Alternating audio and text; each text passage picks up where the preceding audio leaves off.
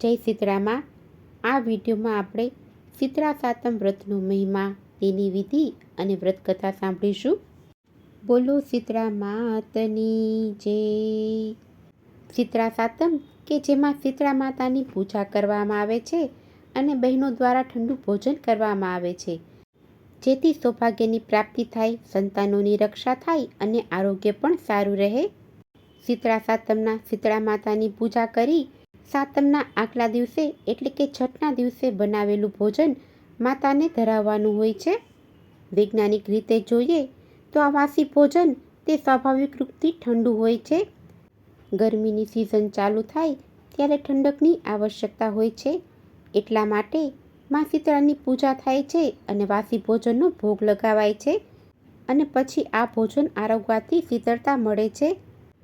આ વ્રત કરવાથી મા શીતળામાં બાળકોને સાજા નરવા રાખે છે, ઓરી કે છબડા થતા નથી. ચૈત્ર મહિનાની સાતમને શીતળા સાતમના તહેવારના રૂપમાં ઉજવવામાં આવે છે, જેમાં શીતળા માતાની પૂજા કરી ઠંડુ ભોજન બહેનો દ્વારા કરવામાં આવે છે. આ વ્રત કરવાથી સૌભાગ્યની પ્રાપ્તિ થાય છે અને સંતાનોની રક્ષા થાય છે. જેમ શ્રાવણ માસમાં શીતળા સાતમનું વ્રત કરીએ છીએ, એ જ રીતે આ સાતમનું પણ વ્રત કરવામાં આવે છે. સૌભાગ્યવતી બહેનો પોતાના સંતાનની રક્ષા માટે મા શીતળાનું પૂજન કરે છે અને શીતળામાં પોતાના ભક્તો ઉપર કૃપા દ્રષ્ટિ કરે છે. આ દિવસે માતા શીતળાનું પૂજન કરાય છે. સાતમના આગલા દિવસે એટલે કે રાંધણ છઠના દિવસે રાત્રે રસોઈ બનાવી ચૂલાને ઠંડો કરી રસોડું સાફ કરીને જ ઊંઘવાનું. સવારે વહેલા ઉઠી ઠંડા પાણીથી સ્નાન કરી અને ચૂલાનું પૂજન કરવું. મંદિરે અથવા ઘરમાં પાણિયારા પાસે માતાજીનું પૂજન કરી કુલેર ધરાવી. આ દિવસે સૌભાગ્યવતી સ્ત્રીઓ ઠંડુ ખાય છે, એકટાણું કરે છે અથવા પૂરા દિવસ માટે ઠંડુ ખાય છે. આ દિવસે સાતમનું વ્રત કરવાથી શારીરિક માનસિક પીડા દૂર થાય છે અને માના આશીર્વાદ મળે છે. સૌભાગ્યવતી સ્ત્રીઓ આ વ્રત કરે છે. વ્રત કરનાર સવારે વહેલા ઉઠીને ઠંડા પાણીથી સ્નાન કરે છે. આખો દિવસ રાંધણ છઠનું રાંધેલું ટાઢું ખાય છે. એ દિવસે ચૂલો સળગાવવો નહીં, ઘીનો દીવો કરી શીતળા માની વાર્તા સાંભળવી. હવે આપણે શીતળા સાતમ વ્રતની કથા સાંભળીશું. એક ગામમાં ડોશીમાં પોતાના 2 દીકરા અને વહુઓ સાથે રહેતા હતા. તેમાં મોટી વહુ ભારે અદેખી અને નાની વહુ સીધી સાદી હતી. બંને દેરાણી જેઠાણીને એક દીકરો હતો. આમ રાંધણ છઠનો દિવસ આવ્યો. નાની વહુ શીતળા સાતમનું વ્રત કરવા માટે રાંધણ છઠના દિવસે રાંધવા બેઠી કે જેથી બીજે દિવસે ટાઢું જમી શકાય. એનો છોકરો ઘોડિયામાં સૂતો હતો. નાની વહુને રાંધતા રાંધતા મધરાત થઈ ગઈ, તોય હજી રાંધવાનું બાકી હતું. એટલામાં છોકરો રડવા લાગ્યો. એટલી નાની વહુએ રાંધવાનું પડતું મૂકી અને છોકરા પાસે ગઈ આડે પડખે સૂતા સૂતા છોકરાને ધવડાવવા લાગી. આમ ધવડાવતા ધવડાવતા તેની આંખ મળી ગઈ અને તે સૂઈ ગઈ અને રસોડામાં ચૂલો આમનામ સળગતો રહી ગયો. મધરાત થઈ એટલે શીતળામાં ફરવા નીકળ્યા. નાની વહુના ઘરમાં ચૂલો સળગતો જોઈ તેઓ ગુસ્સે થયા. તેઓ તેમાં આળોઠ્યા અને દાઝ્યા. આથી એમણે શાપ આપ્યો કે જેવું મારું શરીર બળ્યું તેવું તારું પેટ બળજો. શીતળામાં તો શાપ આપી અને ચાલ્યા ગયા. નાની વહુએ સવારે ઉઠીને જોયું તો પડખામાં સૂતેલો બાળક બળીને ભડથું થઈ ગયો હતો. આથી તેને પોતાની ભૂલ સમજાઈ. તેને લાગ્યું કે નક્કી શીતળામાં કોપાઈ માન થયા છે. આથી તે રડવા લાગી અને માથું કૂટવા લાગી. એને રડતી સાંભળી એની સાસુ અને જેઠાણી દોડતા દોડતા ત્યાં આવી પહોંચ્યા.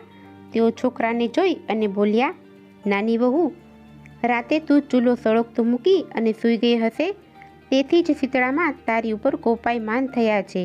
તું તારા છોકરાને લઈ અને શીતળામાની દેરી પાસે જા અને તારી ભૂલ કબૂલ કરીને એમની માફી માંગ. મા તારી ઉપર દયા કરશે.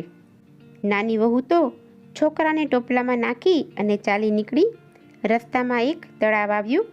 નાની વહુ તળાવ પાસે ટોપલો ઉતારી અને તળાવમાંથી પાણી પીવા ગઈ કે તળાવમાંથી અવાજ આવ્યો, બાઈ, તું આ તળાવનું પાણી પીશ તો મરી જઈશ. તું શા માટે રડે છે એ તો કહે. એટલે નાની વહુ બોલી, શીતળામાં મારા ઉપર કોપાયમાન થયા છે, એટલે તેમણે મારા છોકરાને બાળી મૂક્યો છે. હું તેમની માફી માંગવા જાઉં છું. ત્યારે તળાવ બોલે છે, બહેન, તું શીતળામાં પાસે જાય તો મારું પણ પૂછતી આવજે ને, કે અમે એ વાતે સાપ કર્યા હશે કે અમારું પાણી કોઈ પીતું જ નથી, અને જો ભૂલે ચૂકે પીવે તો મરી જાય છે. નાની વહુએ તો પાણી પીધા વગર ટોપલો માથે ચડાવ્યો અને રડતી રડતી આગળ ચાલવા લાગી. આગળ જતાં રસ્તામાં તેને 2 આખલા મળ્યા. તેના ગળામાં ઘંટીનું એક પળ હતું અને તેઓ લડતા હતા. નાની વહુને જોઈ અને આખલાઓ બોલ્યા કે બહેન, તું કેમ રડે છે? ત્યારે નાની વહુ કહે છે કે શીતળામાં મારા ઉપર કોપાયમાન થયા છે, એટલે માફી માંગવા જાઉં છું. ત્યારે આખલાઓ કહે છે કે બહેન, તું જાસ ને તો શીતળામાને અમારું પણ પૂછતી આવજે ને, કે અમારા કયા પાપને લીધે અમારા ગળામાં ઘંટીના પળ બાંધ્યા છે, અને અમે શા માટે આખો દિવસ લડ્યા જ કરીએ છીએ. સારું કહી નાની વહુ ત્યાંથી આગળ ચાલી. થોડેક દૂર ગઈ, ત્યાં એક બોરડીના ઝાડ નીચે એક મેલી ઘેલી ડોશીમાં માથું ખંજવાળતા બેઠા હતા. એને જોઈ અને ડોશીમાં બોલ્યા, બહેન, ક્યાં જાય છે? જરા મારું માથું જોતી જાને. નાની વહુ દયાળુ હતી. તેને શીતળામાની દેરીએ જવાની ઉતાવળ હતી, છતાં પણ તે પોતાના છોકરાને ડોશીના ખોળામાં મૂકી તેમનું માથું જોવા માંડી. વહુએ ડોશીમાના માથામાંથી ઘણી લીકો અને જુઓ કાઢી અને મારી નાખી. આથી ડોશીના માથાની ખંજવાળ ઓછી થઈ. તેમણે વહુને આશીર્વાદ આપતા કહ્યું, જેવું મારું માથું ઠર્યું એવું તારું પેટ ઠરજો. આટલું બોલતા તો ચમત્કાર સર્જાયો. ડોશીના ખોળામાં રહેલો છોકરો સજીવન થઈ કિલકિલાટ કરવા લાગ્યો. વહુ તો આશ્ચર્ય પામી.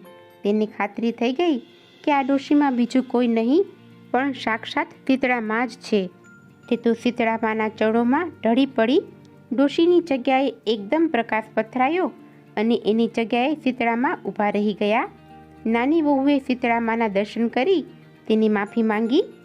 પછી નાની વહુએ તળાવના પાણી વિશે પૂછતા શીતળામાએ કહ્યું, બેટી, ગયા ભવમાં એ તળાવ એક સ્ત્રી હતી. એ બહુ અદેખી હતી. તેને ત્યાં કોઈ ચીજ વસ્તુ લેવા આવે તો એ કોઈને આપતી નહીં. સવારમાં વલોણું કર્યા પછી કોઈ છાશ લેવા આવે તો તે પાણી નાખીને છાશ આપે. તેના પાપનું નિવારણ એ છે કે તું એ તળાવનું પાણી ખોબામાં લઈ ચારે દિશામાં છાંટે, અને પછી તું પાણી પીએ તો પશુ પક્ષીઓ અને વટે માર્ગો એનું પાણી પી શકશે. નાની વહુએ પછી પેલા 2 આખલાની વાત પૂછી. ત્યારે શીતળામાએ કહ્યું, બેટી, આ બંને આખલાઓ ગયા ભવમાં દેરાણી જેઠાણી હતા. તેઓ એટલા બધા ઈર્ષાળુ હતા કે આડોશ પાડોશના કોઈ તેમના ઘેર દળવા કે ખાંડવા આવે તો બંને જણા તેમનું અપમાન કરી અને કાઢી મૂકતા. એટલે આ ભવમાં તેઓ આખલા બન્યા છે. તું એમની પાસે જઈ ગળામાં રહેલા ઘંટીના પર છોડી નાખે તો તેઓ સંપીને રહેશે.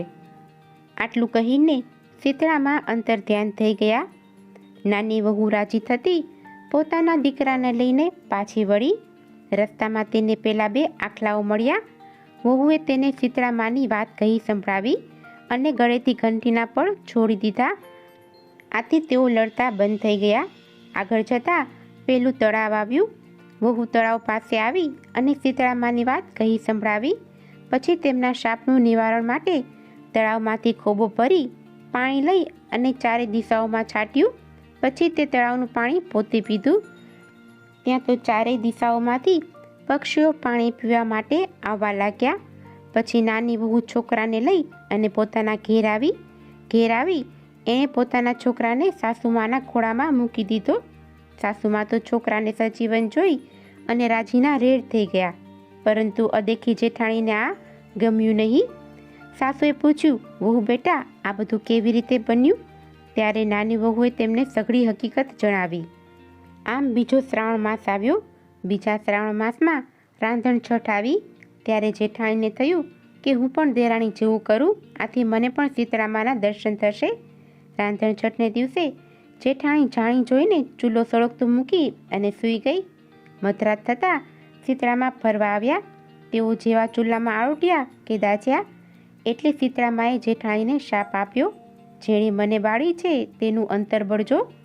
બીજે દિવસે સવારે ઉઠીને જેઠાણીએ જોયું તો છોકરો બળી અને ભડથું થઈ ગયો હતો. આ બનાવથી જેઠાણી દુઃખી થવાને બદલે રાજીના રેડ થઈ ગઈ. તે તો દેરાણીની માફક છોકરાને ટોપલામાં નાખી અને ચાલવા લાગી. રસ્તામાં તેને પેલું તળાવ મળ્યું. જેઠાણી ટોપલો નીચે મૂકી અને પાણી પીવા ગઈ. ત્યાં એક અવાજ સંભળાયો, પાણી પીશ નહીં, નહીંતર મરી જઈશ. જેઠાણીએ પાણી પીધું નહીં એટલે તળાવે પૂછ્યું, બહેન તું ક્યાં જાય છે? ત્યારે જેઠાણીએ કહ્યું, હું ગમે ત્યાં જાઉં, તારે શી પંચાત? આમ કહી તે પાણી પીધા વગર ચાલતી થઈ. આગળ જતાં પેલા બે આખલા મળ્યા. તેમણે પણ જેઠાણીને કહ્યું, બહેન તું ક્યાં જાય છે? આ સાંભળી અને જેઠાણી ગુસ્સે થઈ ગઈ અને મોં મચકોડતા બોલી, હું ગમે ત્યાં જાઉં, તમારે શી પંચાત? આ સાંભળી આખલા કંઈ બોલ્યા નહીં અને જેઠાણી તો ટોપલો લઈ અને આગળ ચાલી. આગળ જતાં રસ્તામાં પેલી મેલી ઘેલી ડોશી મળી. તે માથું ખંજવાળતી હતી. એણે જેઠાણીને કહ્યું, બહેન મારું માથું જોઈ આપને. આ સાંભળી અને જેઠાણી બોલી, હું કાંઈ તારા જેવી નવરી નથી કે તારું માથું જોઈ આપું. હું તો શીતળામાની શોધમાં જાઉં છું. આમ કહી તે તો ચાલી નીકળી. તે છોકરાને લઈ અને ખૂબ જ રખડી, પણ ક્યાંય શીતળામાનો ભેટો ન થયો.